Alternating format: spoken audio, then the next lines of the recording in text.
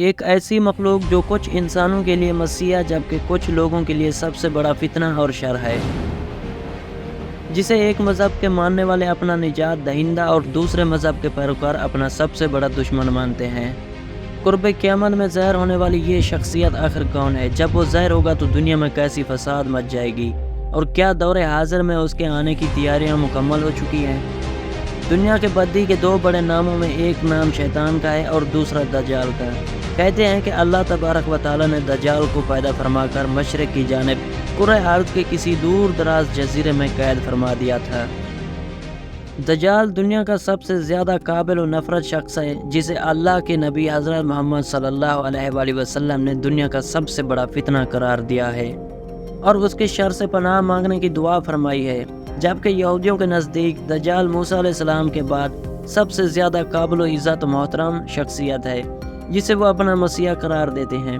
ان کے عقیدے کے مطابق مسیح الدجال حضرت داؤد علیہ السلام کی اولاد میں سے ہیں، جو دنیا میں یہودیت قائم کرے گا اور حضرت داؤد کی بادشاہت کو زندہ کرے گا۔ یہودیوں کا ایمان ہے کہ دجال کی آمد کے بعد دنیا بھر کے تمام غیر یہودیوں کو قتل کر دیا جائے گا۔ دجال مسجد اقصی کو شہید کر کے عظیم عالیشان ہیکل سلیمانی کی تعمیر کرے گا، جس کے بعد پوری دنیا پر بنی اسرائیل کی حکومت قائم ہوگی۔ یہی وجہ ہے کہ دنیا بھر کے یہودی ایک طویل عرصے سے نہ صرف مسیح الدجال کے آنے کا بڑی بے چینی سے انتظار کر رہے ہیں، بلکہ آج اس کے استقبال کی تیاریاں بھی تقریباً مکمل ہو چکی ہیں۔ یہودیوں کی مقدس کتاب تلمود کے مطابق دجال انسانوں کی طرح ہی پیدا ہوگا اور پرورش پائے گا۔ اس کے پاس بہت پراسرار طاقتیں ہوں گی۔ انہی طاقتوں کے بلبوتے پر وہ یہودیوں کا نجات دہندہ بن کر آئے گا۔ یہودیوں کے مطابق وہ نسل انسان، اس کے زمانے میں سارے مذہب ختم ہو جائیں گے اور صرف یہودیت ہی باقی بچے گی۔ اگر دجال کی آمد کی بات کریں تو یہودیوں کے مطابق دنیا کی عمر 6000 سال ہے، جسے وہ جورجین کیلنڈر کہتے ہیں۔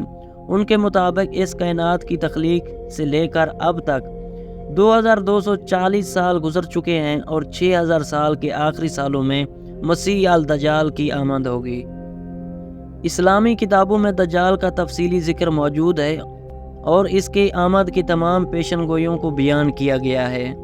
دراصل دجال کے معنی عربی میں جعل ساز، فریبی، جھوٹے اور گمراہ کن شخص کے ہیں۔ اس بدترین شخص کا نام دجال اس لیے رکھا گیا ہے کہ جھوٹ، دھوکہ بازی اور فریب کاری میں یہ سب سے اولین درجے کا ہوگا۔ لہٰذا حضرت ابو قتادہ رضی اللہ تعالیٰ عنہ بیان کرتے ہیں کہ رسول اللہ صلی اللہ علیہ وآلہ وسلم نے ارشاد فرمایا، حضرت آدم سے لے کر قیامت تک کوئی مخلوق دجال سے بری نہ ہوگی۔ اسی طرح دجال کے حلیہ کے مطابق اگر مختلف روایتوں اور احادیث کو جمع کیا جائے تو وہ کچھ یوں بنتا ہے: دجال پختہ قد، بھاری بھرکم جسم اور مکروہ چہرے والا ہوگا۔ اس کے بال گھنگریلے اور بے ترتیب ہوں گے اور دائنی آنکھ کانی ہوگی جیسے انگور کا ابھرا ہوا دانہ ہو، اور دونوں آنکھوں کے درمیان یعنی ماتھے پر کافر لکھا ہوگا۔ اگر خروج دجال کی بات کریں تو یہودیوں کے عقیدے کے مطابق مسیح دجال روم کے دروازے پر آئے گا۔ وہ بنی اسرائیل کو اپنے ارد گرد جمع کرے گا اور یروشلم کی طرف لے جائے گا۔ پھر وہ ہیکل سلیمانی یعنی تھرڈ ٹیمپل کی دوبارہ تعمیر کرے گا، جبکہ اسلامی روایتوں کے مطابق دجال مشرق کی سمت میں اصفہان نامی شہر سے نکلے گا۔ دجال زمین پر 40 دن رہے گا، جن میں سے ایک دن 1 سال کے برابر، ایک دن 1 ماہ کے برابر اور ایک دن 1 ہفتے کے برابر ہوگا، جبکہ باقی ایام سال کے عام دنوں کی طرح ہوں گے۔ اس وقت دجال اپنے گدھے پر سوار ہو کر ساری دنیا کا چکر لگائے گا اور وہ زمین کا کوئی میدانی، صحرائی اور پہاڑی علاقہ ایسا باقی نہ رہے گا جہاں وہ نہ پہنچے، البتہ مکہ اور مدینہ پر فرشتوں کا پہرا ہونے کی وجہ سے وہ اس میں داخل نہ ہو پائے گا۔ دجال طرح طرح کے شعبدے بازی اور کرشمے دکھا کر لوگوں کا ایمان برباد کرے گا۔ اس دور میں دجال کے پیروکاروں کے علاوہ باقی لوگ سخت تکلیف میں ہوں گے۔ دراصل بابل کی عیسوی اور یہودیوں کے سیکنڈ ٹیمپل کی تباہی کے بعد یہودی اپنے اس مسیح کا بے صبری سے انتظار کر رہے تھے۔ یہی وجہ تھی کہ جب عیسیٰ علیہ السلام نے خود کو نبی قرار دیا اور لوگوں کو اپنی طرف بلایا تو یہودیوں نے عیسیٰ مسیح کو سولی پر چڑھانے کی کوشش کی، کیونکہ ان کے نزدیک مسیح علیہ السلام نعوذ باللہ دجال تھے، اور آج بھی وہ انہیں فالس مسیح کہتے ہیں۔ دجال کا انجام اور خاتمے کے مطابق اگر روایتوں کو ایک جگہ جمع کیا جائے تو وہ کچھ یوں ہوتا ہے۔ جب دجال پوری دنیا میں فتنہ و فساد پھیلا چکا ہوگا تو ملک شام روانہ ہوگا۔ اس کے وہاں جانے سے پہلے ہی اللہ حضرت مہدی علیہ السلام کو مبعوث فرمائیں گے اور آپ دمشق آ چکے ہوں گے، لہٰذا حضرت امام مہدی دجال کے ساتھ جنگ کرنے کی تیاریاں مکمل کریں گے۔ اسی وقت حضرت عیسیٰ 2 فرشتوں کے کندھے پر تکیہ کیے آسمان سے دمشق کی جامع مسجد کے مشرقی مینار پر جلوہ فراز ہوں گے اور حضرت امام مہدی سے ملاقات فرمائیں گے۔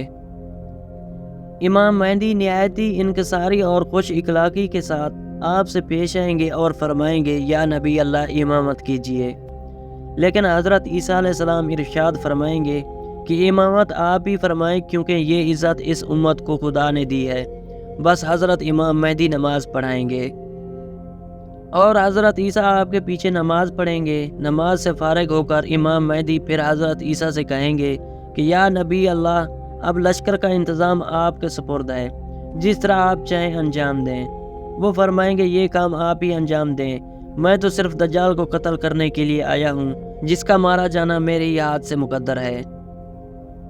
جب رات گزر جائے گی تو صبح کو حضرت مہدی فوج لے کر میدان جنگ میں تشریف لائیں گے اور حضرت عیسیٰ علیہ السلام فرمائیں گے کہ میرے لیے گھوڑا اور نیزہ لاؤ تاکہ میں اس معلوم کے شر سے زمین کو پاک کر دوں۔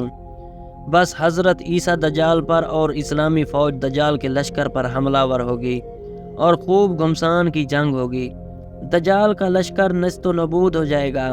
دجال آپ کے مقابلے سے بھاگے گا، آپ اس کا تعاقب کریں گے اور مقام لوط تک جا پہنچیں گے۔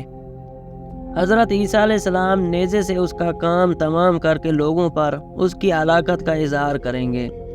کہتے ہیں کہ اگر حضرت عیسیٰ علیہ السلام اس کو قتل نہ بھی کرتے تو بھی وہ آپ کی سانس سے اس طرح پگھل جاتا جیسے نمک پانی میں پگھلتا ہے۔